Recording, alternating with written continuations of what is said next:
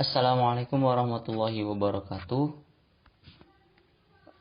Baik, perkenalkan, kami dari kelompok 7 akan mempresentasikan hasil diskusi kelompok kami, yaitu makalah makroekonomi dengan judul Analisis Kebijakan Nilai Tukar terhadap Inflasi Indonesia pada triwulan 1 tahun 2020.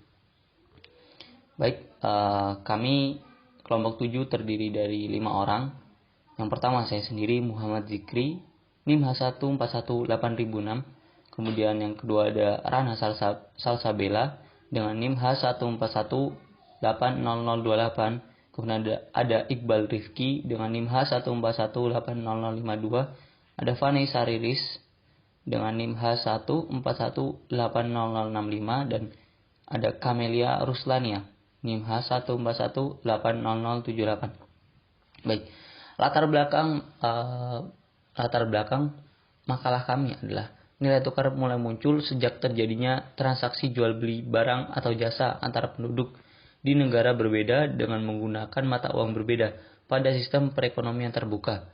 Perbedaan dan perubahan harga barang yang diperdagangkan dari waktu ke waktu yang dihitung berdasarkan mata uang asing akan menentukan perubahan nilai tukar mata uang antar negara yang melakukan transaksi perdagangan. Perubahan nilai tukar yang sangat cepat dan tidak stabil diyakini akan mengganggu kestabilan kegiatan perdagangan internasional dan berimbas pada pelarian modal internasional. Oleh karena itu, upaya bersama menjaga stabilitas nilai tukar, baik oleh otoritas moneter maupun pelaku pasar keuangan, adalah mutlak diperlukan. Membuka tahun 2020, optimisme terhadap pertumbuhan ekonomi global cukup tinggi. Perkembangan positif di awal tahun 2020 juga nampak dari berbagai indikator ekonomi yang mulai menunjukkan arah pembalikan. Namun, tidak berselang lama dari optimisme akan terjadinya pemulihan, perekonomian global mendapat tantangan baru yang berasal dari penyebaran coronavirus atau COVID-19. Sampai dengan 23 Maret 2020, pasar keuangan Indonesia mencatatkan kinerja negatif. Guna mengatasi dampak ekonomi COVID-19, pemerintah Indonesia terus berupaya untuk mengimplementasikan kebijakan yang tepat. Langkah-langkah tersebut merupakan upaya yang mengkolaborasikan kebijakan moneter, contohnya kebijakan nilai tukar, agar Indonesia dapat bertahan di tengah kondisi pandemi dan segera terjadi pemulihan. Kemudian kami menggunakan dua tinjauan pustaka. Yang pertama adalah nilai tukar, harga atau nilai mata uang suatu negara dibandingkan dengan mata uang negara lain. Nah, sistem nilai tukar ada 3. Yang pertama, sistem kurs tetap yang telah diterapkan di Indonesia pada tahun 1970 sampai 1978. Indonesia menganut sistem nilai tukar kurs resmi Rp250 per US dollar. Sementara kurs uang lainnya dihitung berdasarkan nilai tukar rupiah terhadap US dollar. Kemudian yang kedua adalah sistem mengambang terkendali yang kita gunakan sejak tahun 1978 sampai Juli 1997. Nilai tukar rupiah yang didasarkan pada sistem sekeranjang mata uang. Pemerintah menetapkan kurs indikasi atau pembatas dan membiarkan kurs bergerak di pasar dengan split tertentu dan intervensi apabila kurs bergejolak melebihi batas. Kemudian yang ketiga adalah sistem kurs mengambang yang mulai digunakan pada 14 Agustus 1997 sampai dengan sekarang. Akibat dari melemahnya nilai rupiah terhadap US dollar, maka pemerintah menghapus rentang intervensi dan mulai menganut sistem ini.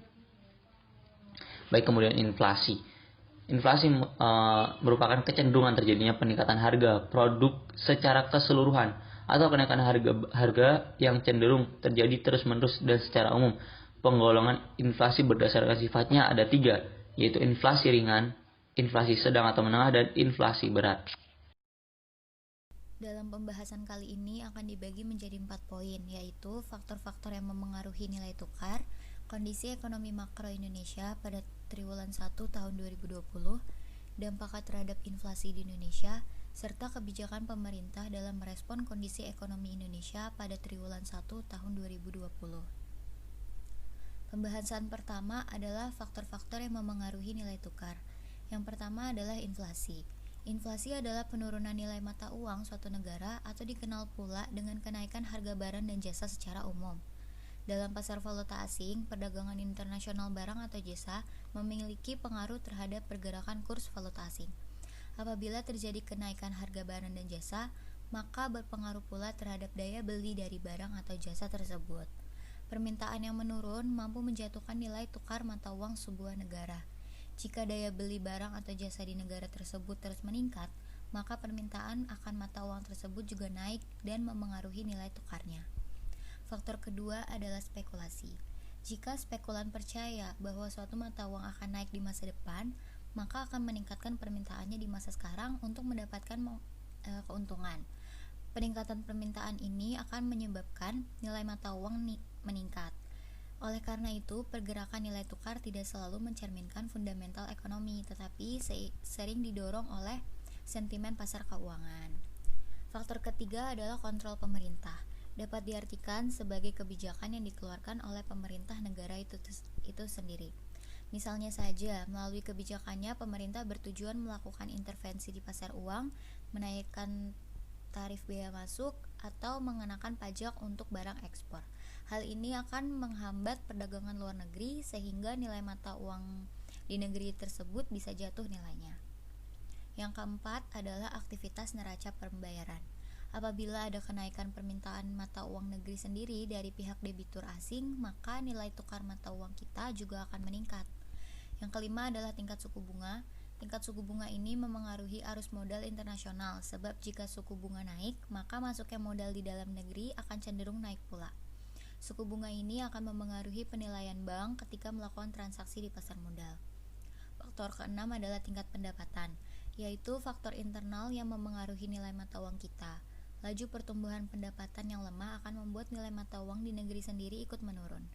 Rendahnya pendapatan akan menurunkan daya beli akan barang dan jasa di dalam negeri. Padahal pendapatan real dalam negeri akan mampu meningkatkan permintaan valuta asing. Yang terakhir adalah hutang. Hutang negara juga sangat memengaruhi nilai mata uang suatu negara. Apabila nilai hutangnya besar, maka akan memicu inflasi dan bisa berimbas pada defisit anggaran. Apalagi jika terjadi gagal bayar, maka juga berimbas pada pelemahan mata uang di negara tersebut. Hal ini berdampak pada kestabilan politik dan ekonomi di negara tersebut. Dalam sistem nilai tukar tetap, mata uang lokal ditetapkan secara tetap terhadap mata uang asing. Sementara dalam sistem nilai tukar mengambang, nilai tukar atau kurs dapat berubah-ubah setiap saat tergantung pada jumlah penawaran dan permintaan valuta asing relatif terhadap mata uang domestik. Setiap perubahan dalam penawaran dan permintaan dari suatu mata uang akan memengaruhi nilai mata uang yang bersangkutan. Dalam hal permintaan terhadap valuta asing relatif terhadap mata uang domestik meningkat, maka nilai mata uang domestik akan menurun. Sebaliknya, jika permintaan terhadap valuta asing menurun, maka nilai mata uang domestik meningkat. Sementara itu, jika penawaran valuta asing meningkat relatif terhadap mata uang domestik, maka nilai mata uang domestik meningkat. Sebaliknya, jika penawaran menurun, maka nilai tukar mata uang domestik menurun. Berikut ini disajikan faktor-faktor yang memengaruhi nilai tukar berdasarkan permintaan dan penawaran valuta asing. Pada bagian permintaan, terdapat pembayaran modal, aliran modal keluar seperti pembayaran hutang luar negeri, dan penarikan kembali modal asing, serta penempatan modal penduduk dan dalam negeri ke luar negeri, serta adanya kegiatan spekulasi baik domestik maupun internasional. Pada bagian penawaran, terdapat penerimaan ekspor, aliran modal masuk seperti penerimaan hutang luar negeri dan penanaman modal asing, baik jangka pendek maupun jangka panjang, serta adanya intervensi atau penjualan cadangan devisa bank sentral. Selanjutnya saya Kameli Ruslania akan membahas tentang kondisi ekonomi makro pada triwulan 1 tahun 2020. Pertumbuhan ekonomi. Perekonomian Indonesia berdasarkan besaran produk domestik bruto atas dasar harga berlaku triwulan 1 tahun 2020 mencapai 3.922,6 triliun rupiah dan atas dasar harga konstan 2010 mencapai 2.703,1 triliun rupiah. Ekonomi Indonesia triwulan 1 tahun 2020 terhadap triwulan 1 tahun 2019 tumbuh sebesar 2,97%. Hal ini melambat dibandingkan capaian triwulan 1 tahun 2019 sebesar 5,07%. Dari sisi produksi, Pertumbuhan tertinggi dicapai lapangan usaha jasa keuangan dan asuransi sebesar 10,67%. Dan dari sisi pengeluaran, pertumbuhan tertinggi dicapai oleh komponen pengeluaran konsumsi pemerintah sebesar 3,74%. Ekonomi Indonesia pada triwulan 1 tahun 2020 terhadap triwulan sebelumnya mengalami kontraksi sebesar 2,41% quarter to quarter. Dari sisi produksi, penurunan disebabkan oleh kontraksi yang terjadi pada beberapa lapangan usaha. Dan dari sisi pengeluaran, penurunan disebabkan oleh kontraksi pada seluruh komponen pengeluaran. Berikut ini diberikan grafik PDB menurut lapangan usaha. Ekonomi Indonesia pada triwulan 1 tahun 2020 dibanding triwulan 1 tahun 2019 tumbuh sebesar 2,97%. Pertumbuhan ini didukung oleh semua lapangan usaha, dengan pertumbuhan tertinggi dicapai oleh jasa keuangan dan asuransi sebesar 10,67%. Kemudian diikuti oleh jasa kesehatan dan kegiatan sosial sebesar 10,39%. Dan informasi dan komunikasi sebesar 9,81%. Berdasarkan sumber pertumbuhan ekonomi Indonesia pada triwulan 1 tahun 2020, sumber pertumbuhan tertinggi berasal dari lapangan usaha informasi dan komunikasi yang tumbuh sebesar 0,53%. Diikuti dengan jasa keuangan dan asuransi dan industri pengolahan yang masing-masing tumbuh sebesar 0,44% dan konstruksi sebesar 0,29%. Kemudian grafik kedua menunjukkan sumber pertumbuhan PDB menurut lapangan usaha. Pertumbuhan PDB bersumber dari beberapa lapangan usaha seperti informasi dan komunikasi, jasa keuangan dan asuransi, industri pengolahan, konstruksi, dan lainnya. Grafik selanjutnya yaitu pertumbuhan PDB beberapa lapangan usaha. Ekonomi Indonesia pada triwulan 1 tahun 2020 terhadap triwulan 4 tahun 2019 mengalami kontraksi sebesar 2,41%. Kontraksi ini terjadi di sebagian besar lapangan usaha. Pertumbuhan positif terjadi di lapangan usaha pertanian, kehutanan, dan perikanan sebesar 9,46%. Kemudian jasa keuangan dan asuransi sebesar 5,39%, lalu informasi dan komunikasi sebesar 2,97%. Selanjutnya, jasa kesehatan dan kegiatan sosial sebesar 1,09% dan real estate sebesar 0,52%. Selanjutnya, PDB menurut pengeluaran. Pertumbuhan ekonomi Indonesia pada triwulan 1 tahun 2020 terhadap triwulan 1 tahun 2019 terjadi pada hampir semua komponen. Pertumbuhan tertinggi dicapai komponen pengeluaran konsumsi pemerintah sebesar 3,74%. Diikuti komponen pengeluaran konsumsi rumah tangga sebesar 2,84% dan komponen pembentukan modal tetap bruto sebesar 1,70%. Berdasarkan sumber pertumbuhan ekonomi Indonesia pada triwulan 1 tahun 2020, sumber pertumbuhan tertinggi berasal dari komponen pengeluaran konsumsi rumah tangga sebesar 1,56%. Diikuti komponen pembentukan modal tetap bruto sebesar 0,56%. Sementara sumber pertumbuhan ekonomi dari komponen lainnya mencapai 0,85%. Kemudian diberikan grafik sumber pertumbuhan PDB menurut pengeluaran. Struktur PDB Indonesia menurut pengeluaran atas dasar harga berlaku pada triwulan 1 tahun 2020 tidak menunjukkan perubahan yang berarti. Perekonomian Indonesia masih didominasi oleh komponen pengeluaran konsumsi rumah tangga yang mencakup lebih dari separuh PDB Indonesia. Diikuti oleh komponen pembentukan modal tetap bruto. Lalu komponen ekspor barang dan jasa dan komponen pengeluaran konsumsi pemerintah, serta komponen perubahan inventory dan komponen pengeluaran konsumsi lembaga non-profit yang melayani rumah tangga. Di sini saya Iqbal Rifki Firmansyah. Yang pertama, kondisi ekonomi makro Indonesia menurut PDB, pengeluaran yang kedua adalah pertumbuhan ekonomi triwulan 1 tahun 2020 terhadap triwulan 4 tahun 2019.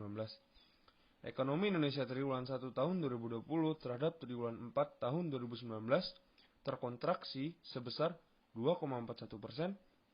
Hal ini disebabkan oleh pertumbuhan negatif yang terjadi pada seluruh komponen PDB pengeluaran. Kondisi yang kedua adalah berdasarkan nilai tukar. Survei proyeksi indikator makro Indonesia (SPIME) triwulan 1 tahun 2020 mengindikasikan nilai tukar rupiah terhadap US dollar pada triwulan 2 tahun 2020 diperkirakan akan menguat pada level 15.575 rupiah per USD dibanding realisasi 16.367 rupiah per USD pada triwulan 1 tahun 2020. Responden memperkirakan penguatan nilai tukar rupiah akan berkelanjutan sampai dengan triwulan 4 tahun 2020. Realisasinya, Menteri Keuangan Bu Sri Mulyani bersama Gubernur Bank Indonesia, Ketua DKOJK, dan Ketua DKLPS yang tergabung dalam Komite Sistem Stabilitas Keuangan mengadakan konferensi pers virtual membahas hasil rapat berkala KSSK kedua di tahun 2020 pada 30 April 2020. Topik utama pada rapat berkala tersebut adalah asesmen kondisi stabilitas sistem keuangan triwulan 1 tahun 2020 akibat kepanikan di pasar keuangan global. Nilai tukar rupiah pun mengalami ekslasi yang sangat tinggi. Bulan Februari nilai tukar di angka 14.318 rupiah. Namun memasuki pekan kedua Maret terjadi pelemahan 14.778 rupiah dan kemudian berkelanjutan hingga terendah di 23 Maret 2020 yang mencapai 16.575 rupiah atau terjadi pelemahan 15,8% dibanding bulan sebelumnya. Selanjutnya, berikut ini akan ditampilkan grafik survei proyeksi indikator makro Indonesia atau biasa disebut SPIME triwulan 1 tahun 2020. Selanjutnya, pembahasan ketiga yaitu dampak terhadap inflasi Indonesia triwulan 1 tahun 2020. Dalam 5 tahun terakhir, tingkat inflasi di Indonesia berada di angka 3% dan cenderung mengalami fluktuasi yang tidak terlalu besar. Berikut ini disajikan data inflasi Indonesia pada triwulan 1 tahun 2020. Menurut data di atas, pada triwulan 1 tahun 2020, inflasi di Indonesia mengalami fluktuasi yang tidak terlalu besar. Menurut Peraturan Menteri Keuangan Nomor 124 PMK 010 tahun 2017, Bank Indonesia memperkirakan dan menetapkan sasaran tingkat inflasi untuk tahun 2019 sampai 2021 di angka 3,5%, lalu 3% dan 3%, dengan deviasi masing-masing kurang lebih 1%. Dari data inflasi triwulan 1 tahun 2020 atau pada masa terjadinya pandemi COVID-19, tingkat inflasi di Indonesia masih terkendali dan masih sesuai dengan sasaran dan perkiraan Bank Indonesia. Inflasi selaku lembaga yang mengendalikan laju inflasi di Indonesia, walaupun berada dalam kondisi pandemi COVID-19, tetapi ternyata laju inflasi tidak meningkat secara signifikan. Hal ini disebabkan karena Bank Indonesia menerapkan beberapa kebijakan dan stimulus untuk mengendalikan perekonomian dalam masa pandemi COVID-19. Sekian dari saya. Selanjutnya, saya Rana Salsabella akan menjelaskan tentang kebijakan pemerintah dalam merespon kondisi perekonomian Indonesia pada triwulan 1 tahun 2020. Kebijakan yang diambil pemerintah dalam merespon kondisi perekonomian Indonesia pada triwulan 1 tahun 2020 ditunjukkan dengan Bank Indonesia yang memutuskan menurunkan BI 7-day reverse repo rate atau BI 7 DRR sebesar 25 BPS menjadi 4,50%, suku bunga deposit facility sebesar 25 BPS menjadi 3,75%, dan suku bunga lending facility sebesar 25 BPS menjadi 5,25%. Keputusan ini diambil pasca rapat Dewan Gubernur atau RGD BI yang dilakukan untuk menjaga pertumbuhan ekonomi domestik di tengah wabah virus COVID-19 dengan harapan dapat menjaga daya beli masyarakat secara efektif. Penurunan suku bunga acuan yang dilakukan oleh BI diharapkan dapat merangsang Bank Umum dan Bank Pengkreditan Rakyat atau BPR turut serta menurunkan suku bunga pinjamannya. Penurunan ini diharapkan dapat mendorong peningkatan sektor usaha karena turunnya biaya modal perusahaan atau kredit lebih murah. Kebijakan ini biasanya akan didukung oleh LPS dengan menurunkan suku bunga pinjamannya sehingga membuat kebijakan moneter lebih efektif. Menurut data terbaru dari siaran pers BI telah melakukan injeksi likuiditas dalam jumlah besar di perbankan sejak awal 2020, yang jika ditotal sampai awal Mei ini jumlahnya telah berada pada kisaran 503,8 triliun rupiah. Kebijakan ini dikenal dengan quantitative easing yang dilakukan dengan beberapa cara. Yang pertama, BI membeli surat berharga negara di pasar sekunder yang meliputi seperti surat utang negara dan surat berharga syariah negara. Yang kedua, BI juga menyediakan likuiditas di pasar perbankan melalui mekanisme repo, swap valuta asing, hingga menurunkan giro wajib minimum, sehingga kondisi likuiditas perbankan saat ini boleh dibilang sangat cukup. Kebijakan ini tampaknya akan efektif karena didukung oleh stimulus fiskal negara berupa insentif dari sisi perpajakan, bantuan sosial untuk meningkatkan konsumsi rumah tangga, dan relaksasi aturan mikroprudensial dari OJK yang mempermudah pembiayaan perbankan ke UMKM dan dunia usaha dalam rangka pemulihan ekonomi. Kesimpulannya adalah penurunan pertumbuhan ekonomi Indonesia triwulan 1 tahun 2020 menyebabkan jumlah permintaan menurun sehingga harga terus bergerak naik dan menyebabkan inflasi. Menurut data, tingkat inflasi di Indonesia pada masa COVID-19 masih terkendali dan tidak terlalu signifikan. Hal ini mendorong pemerintah untuk cepat tanggap membuat kebijakan yang efektif, berupa penurunan tingkat suku bunga, peningkatan intensitas triple intervention, menurunkan GWM falas Bank Umum konvensional dan GWM rupiah, menurunkan jenis underflying transaksi investor asing, dan penegasan kembali bagi investor asing dalam menggunakan bank kustodi global dan domestik untuk kegiatan investasi di Indonesia. Sekian yang dapat disampaikan oleh kelompok kami. Untuk kurang lebihnya mohon maaf. Wassalamualaikum warahmatullahi wabarakatuh.